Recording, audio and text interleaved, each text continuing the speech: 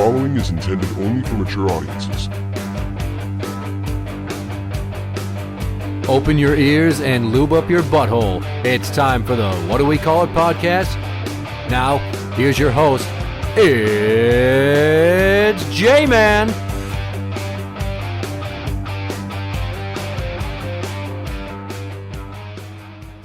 Welcome to the What Do We Call It podcast. I'm Jmann. And I'm number one fan, Tim. I saw a story about a study that talked about how loneliness is skyrocketing amongst teenagers. Specifically, it's been increasing since 2012.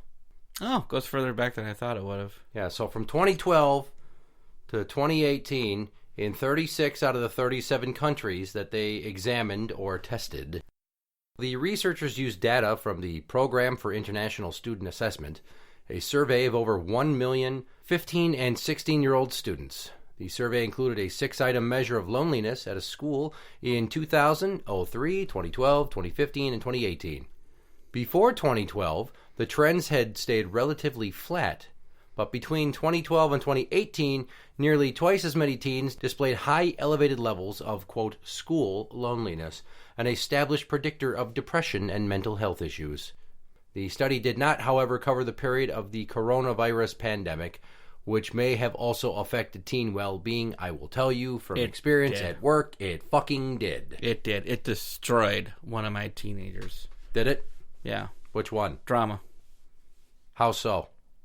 She used to be willing to go places, do things, now she hardly ever wants to leave her room. She's talking online with her friends because they don't want to get together. She lost a lot of friends because she all of a sudden started suffering from, I guess she's been diagnosed as suffering from depression or at least anxiety. And that made her lose friends how? They didn't want to be around her anymore. Like, she all of a sudden didn't want to do anything they wanted to do. And the only friends that she still has are ones I don't like. Which, there's like 2 or 3 of them that she talks to a lot. And once she goes over and stays at her house for a weekend every few weeks. She did really well in school. She was a straight-A student.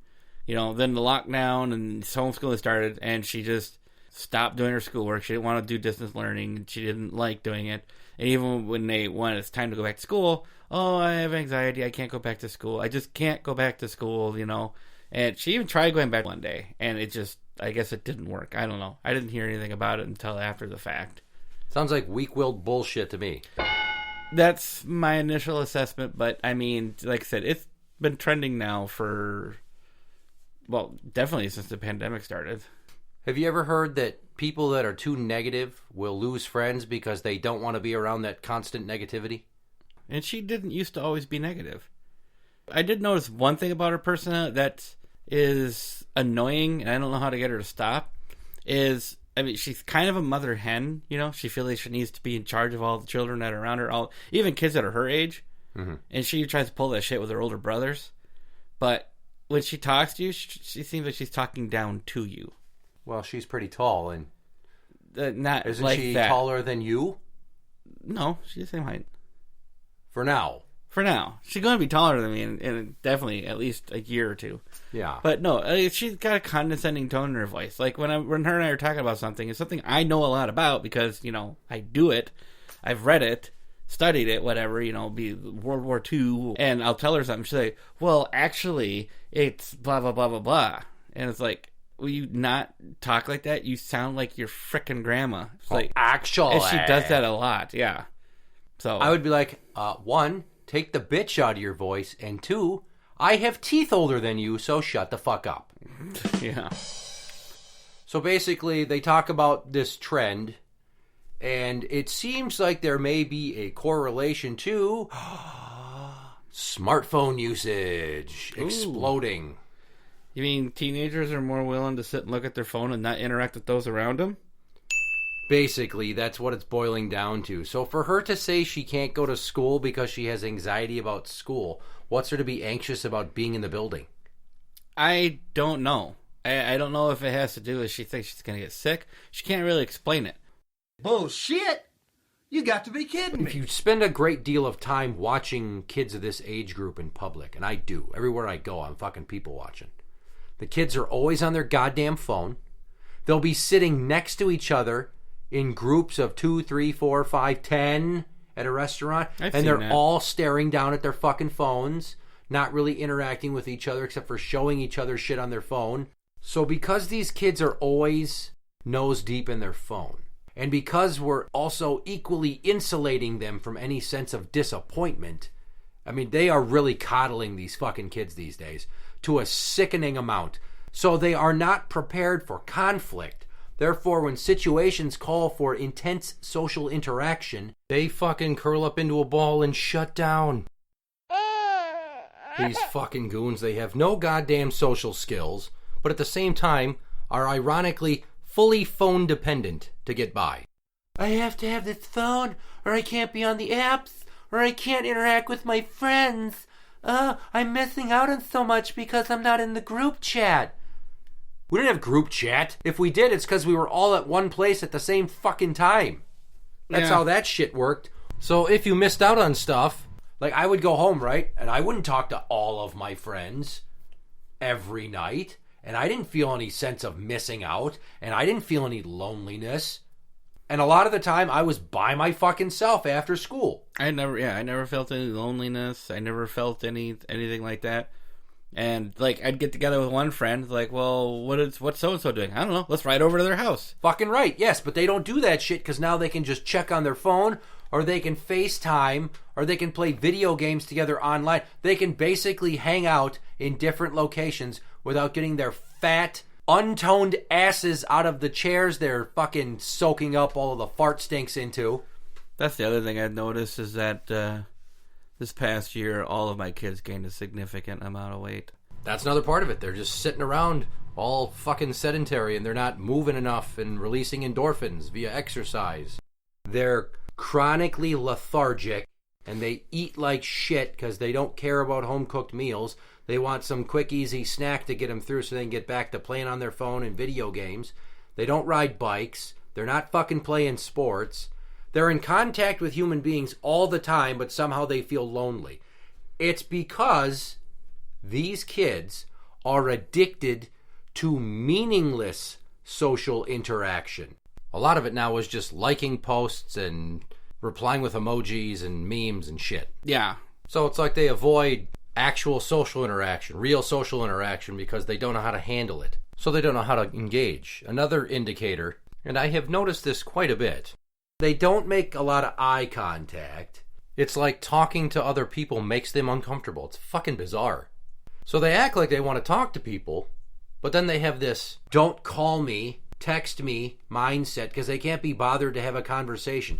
So what's interesting about this study is because if you think about the people that were 15 and 16, 6, 7, 8 years ago, they're in their 20s now, obviously. And these are the ones, the younger millennials, that they don't talk on the phone, they don't keep in touch, and then when you be like, dude, I never hear from you, like, well, I'm busy, okay? I have other stuff to do. I hear this so much from people in their fucking 20s.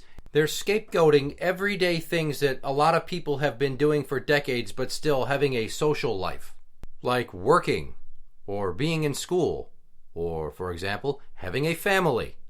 I have 5 children under this roof. I still keep in touch with motherfuckers. I fire off text messages, which may seem counterintuitive to the point I'm making, but that's what I have time for. Point being, I'm trying to stay in contact with people as much as possible. I will send random what's up text to people that I haven't talked to in a while. Like, hey, random what's up text to see how you're doing.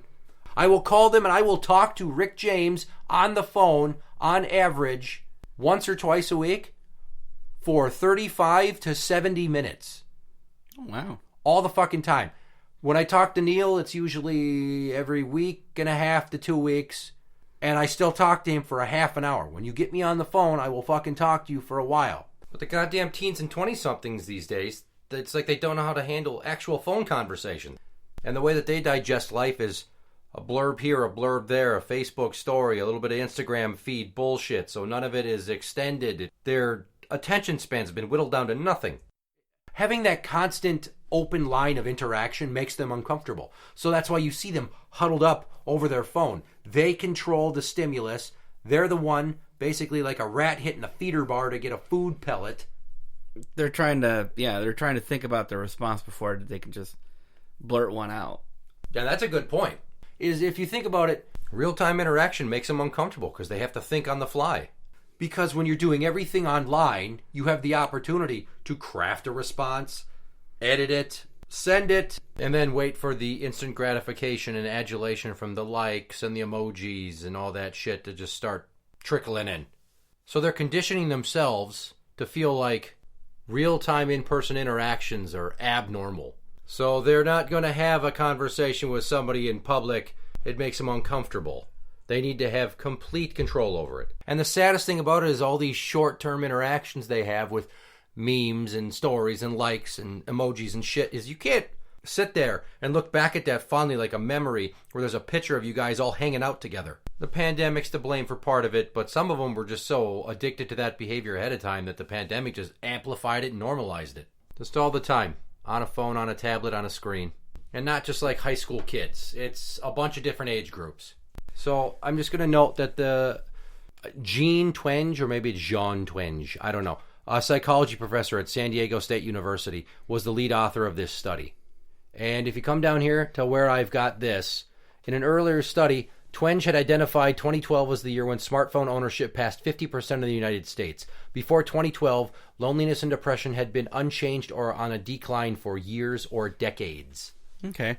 So maybe what I'm going to start doing is, because I don't want my kids to end up like that, even though I think a couple of them already are, is you can have your and that's what makes it hard. Because I want their cell phone so I can text them while I'm at work or call them and to either just talk to them or have them do something. And it's really hard to do that, to take their phone away and not be able to do that. So it's like, I wonder if I should just go buy them all flip phones and be like, here you go. Still going to cost you $100 a pop. That's fine. Like, because I can sell their old phones and it's like, here's your flip phone. If you want to use the internet, it's called a computer. That should be fun, getting them off. That's basically you're doing the electronic version of a methadone clinic at that point. Well, I'd rather them use the phones for what they're actually intended for, rather than watching, as you said, stupid-ass videos. Like the TikTok. Like, fucking Bubba watches this dumbest fucking videos. He'll show me a video, laughing at that. Dad, watch this, and I watch it. It's 3 seconds long. It makes zero goddamn sense. And it's like, but it's got like 1 million views. It says, there's that many fucking idiots watching this? You know, so that's how he gauges quality, is by popularity. How many people are viewing it? Drake has more money than God, the rapper Drake. Mm-hmm. And personally, I find him to be fucking terrible. Well, yeah, Kevin Hart, he's got all these stand-up comedy specials and they're putting him all these movies, but I think his comedy sucks. He doesn't make me laugh. So as we're sitting here shitting on the younger generation, as older folk are known to do. For reasons that are valid. Okay, we didn't have social media.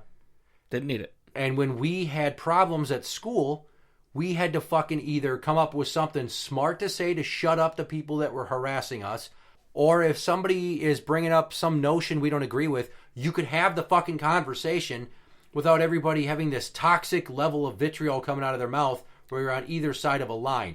And social media has made it so easy for people to just go to extremes because there's no out of bounds. You're hiding behind a screen name. Nobody knows who the fuck you are, and you're never held accountable for this shit. So that's another facet of this. Yeah, that's something I've thought about many times, yeah. You're not being made to actually exist in the real world. Your entire identity is online. That's why you feel this sense of hollowness and loneliness, is because you really aren't you. You're crafting a fake persona for the world to consume. And how many of you are accurately posting your joys and your pains? Because I got no problem fucking spilling the tea on my Facebook page so my friends know what's going on with me. I don't post these fucking pictures of all these happy family memories because there's 7 of us in this house. It's fucking chaos. Well, basically, I don't post a lot of anything.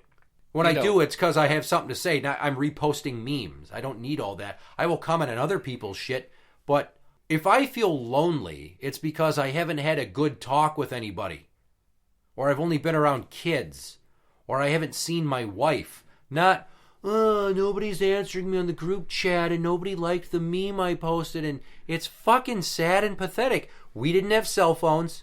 We had it way better because our actual human experience was defined by what we experienced in real life.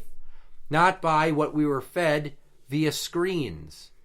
In the summertime, when I was a kid, at least 4 nights a week, there'd be 10 to 15 of us down at the park playing a hard-ass game of tag for a couple hours. Some kids would leave, new kids would come in, you know?